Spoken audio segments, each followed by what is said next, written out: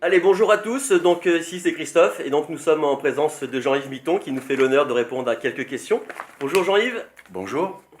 Donc Jean-Yves, dis-moi, comment es-tu venu au dessin pour Lug à 16 ans? Raconte-toi un peu cette aventure.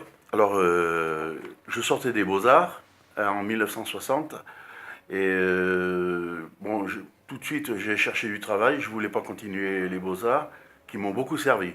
C'était le fondamental académique où on apprend l'anatomie humaine, la géométrie dans l'espace, l'art décoratif, etc.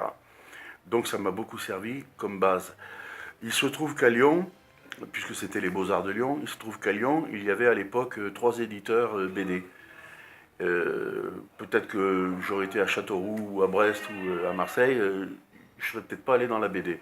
Il se trouve qu'il y avait 3 éditeurs de BD dites populaires, de 13-18, de petits formats, 10 jetables, hélas.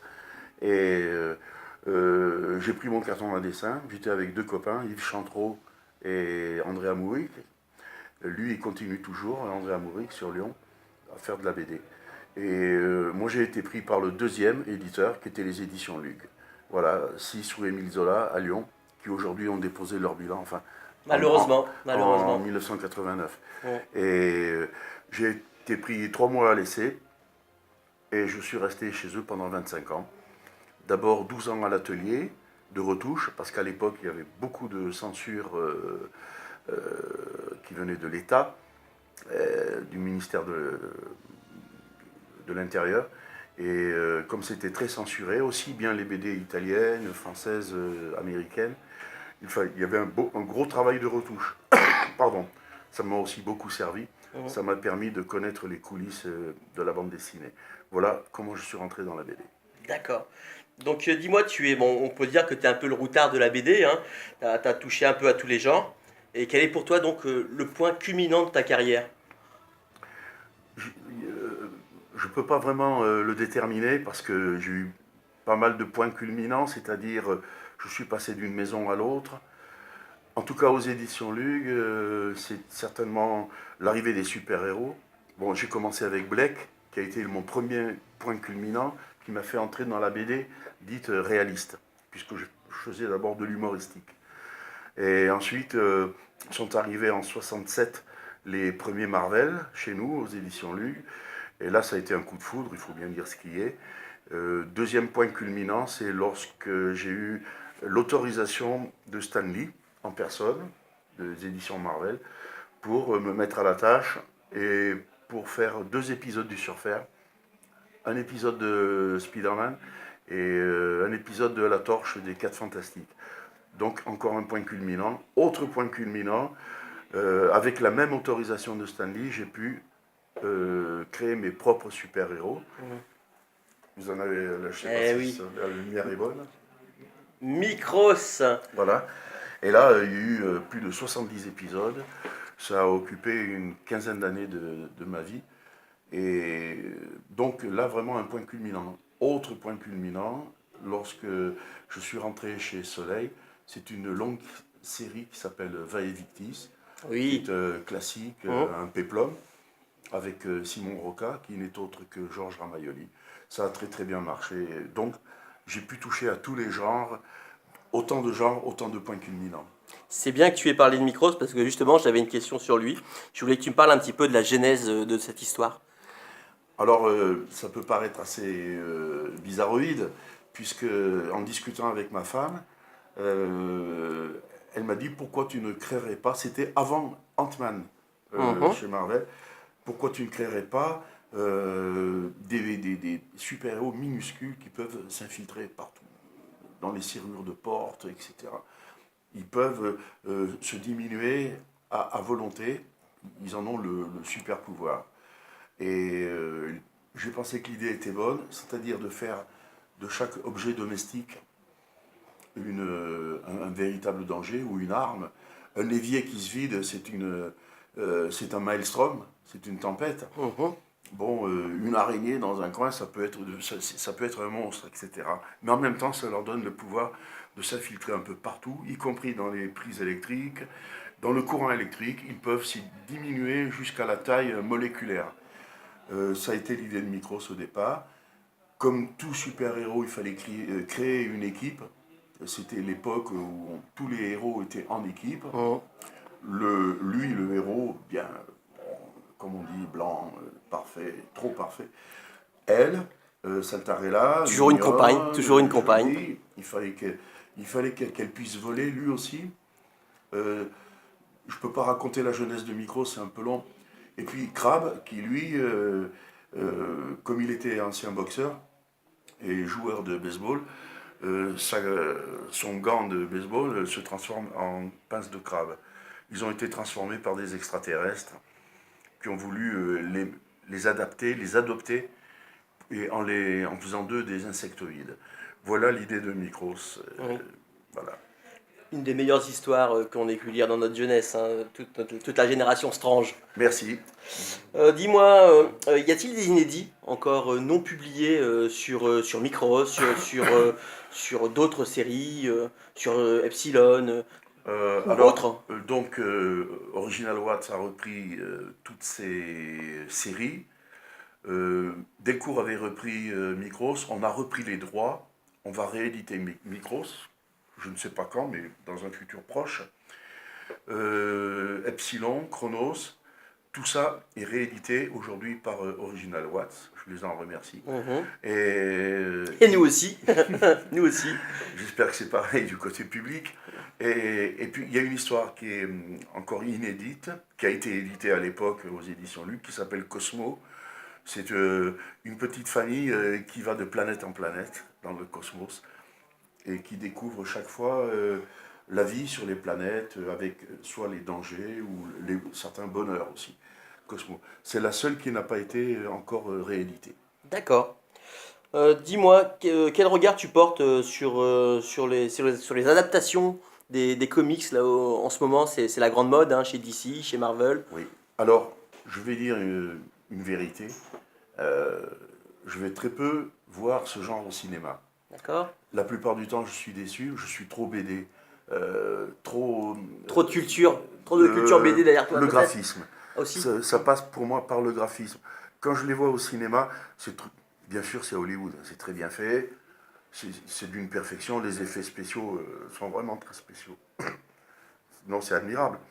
Mais je ne m'intéresse pas véritablement à leur sort.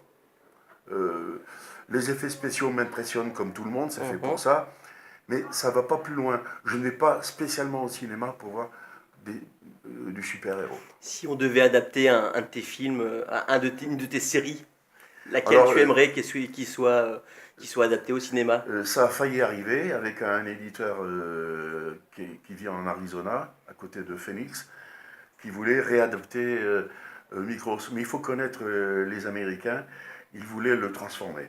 C'est changer les couleurs, changer leurs apparences, un tas de choses. Finalement, je ne reconnaissais plus mes enfants. Et ça a abouti à un refus de ma part. En D'accord. plus, il faut bien dire ce qui est, le contrat était, comme on dit, léonin. Je- le pourcentage que je touchais était minuscule. Hum. Ça, c'est aussi la méthode un peu américaine. Hein. Et donc, non. Autrement, oui, j'aurais bien aimé que Chronos, ça ferait une très bonne adaptation. Pourquoi? Mhm. Parce qu'il y a une pédagogie dedans, Oui. étant donné que Chronos parcourt les siècles à la recherche de sa fiancée. Il est perdu sur Terre, il est extraterrestre, il est perdu, un peu comme E.T. Et il est poursuivi par les racistes, par les xénophobes, etc. Et ça ferait une très bonne série avec des épisodes complets qui se passent dans des siècles, dans des époques différentes évidemment. D'accord. Euh, Parlons un petit peu de l'avenir. Dis-moi, quels sont tes projets, quels sont tes projets, qu'est-ce qui va sortir, que nous réserves-tu? Alors les projets en tout cas à court et moyen terme, c'est toujours avec Original Watts. Les rééditions. Je dessine beaucoup de commissions, d'affiches. Ça me permet ça me donne des récréations un petit peu. des recréations et des récréations, en particulier les Marvel. Et dans le futur proche, Alvilda, qui est une histoire qui se passe au 5e siècle chez les Vikings, avant que les Vikings envahissent l'Europe occidentale. C'est sûr, en fait, le thème, c'est la libération de la femme, puisque la condition féminine, à l'époque, était bien plus terrible que celle qui, hélas, court les rues aujourd'hui. Alors donc, Alvilda, qui est une idée d'Original Watts au départ, j'ai constaté que c'était une légende nordique, Mhm. qui était sur une femme pirate, ce qu'on a appelé plus tard les Valkyries. D'accord, Valkyrie qui veut dire en norrois femme libre, d'accord. qui ne veut pas dire obligatoirement combattante, hein, c'est pas spécialement une guerrière, mais une femme qui s'est libérée. Elle, pour survivre, elle a tout quitté, elle a quitté sa famille, elle a quitté les règles terribles qui régissent sa culture et son peuple, les femmes en particulier. Elle s'enfuit et elle va devenir pirate sur la Baltique. C'est donc tiré, comme toute légende, il y a certainement un fond de vrai. Ça me permet de libérer, de montrer qu'elle est capable de grandes choses. D'accord, Ça c'est pas étonnant non plus. c'est sûr. Bon, bah écoute, avant tout, il me reste déjà à te remercier. Mais c'est Il, moi. il me reste aussi à remercier aussi les éditions Original Wax Mhm. qui font un super boulot et à te dire au nom de tous nos lecteurs que que tu es une légende pour nous. Quelques petites questions pour finir, quelques Oui. questions un peu plus marrantes. Je voulais te demander quel était ton film préféré? C'est dur, hein? La question est vaste, la réponse aussi, mais j'aime beaucoup le cinéma français des années 40-50, Mhm. Gabin, Louis Jouvet, Lino Ventura, etc. J'aime beaucoup cette période. Marcel Carné. Et si tu devais choisir un film là qui te vient à l'esprit? Bon, c'est un film de John Ford qui s'appelle La prisonnière du désert, D'accord? qui pour moi est un pur chef-d'œuvre. Pourtant, dans le western, il y a beaucoup de navets hein, aussi. Mhm. Mais là, c'est vraiment. John Ford est allé au chef-d'œuvre parce que John Wayne est à contre-emploi. C'est pas le gros costaud, un peu facho, un peu raciste, un peu. Non. Là, il est à contre-emploi. Il recherche une fille dans le désert avec un compagnon.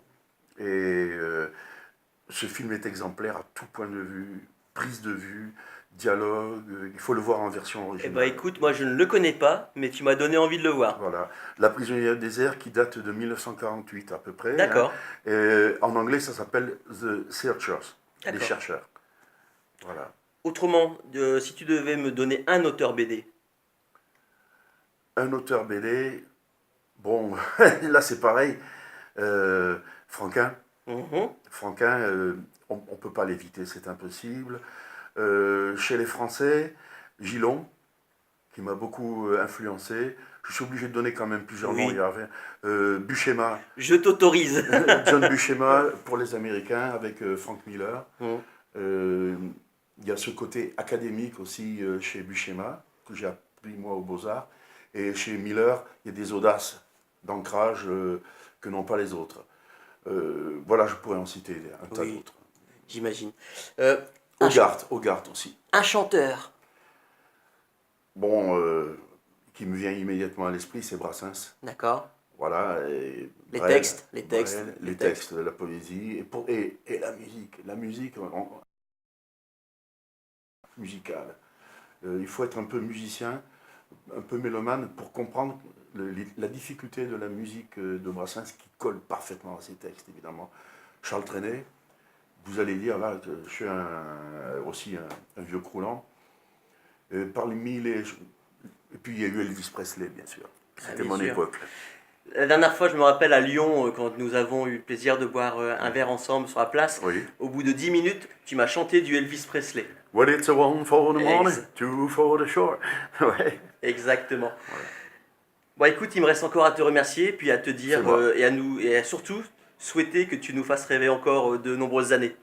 Rêvons ensemble. Merci Christophe. Et bonjour à tous les auditeurs et les Mer- téléspectateurs. Merci bien.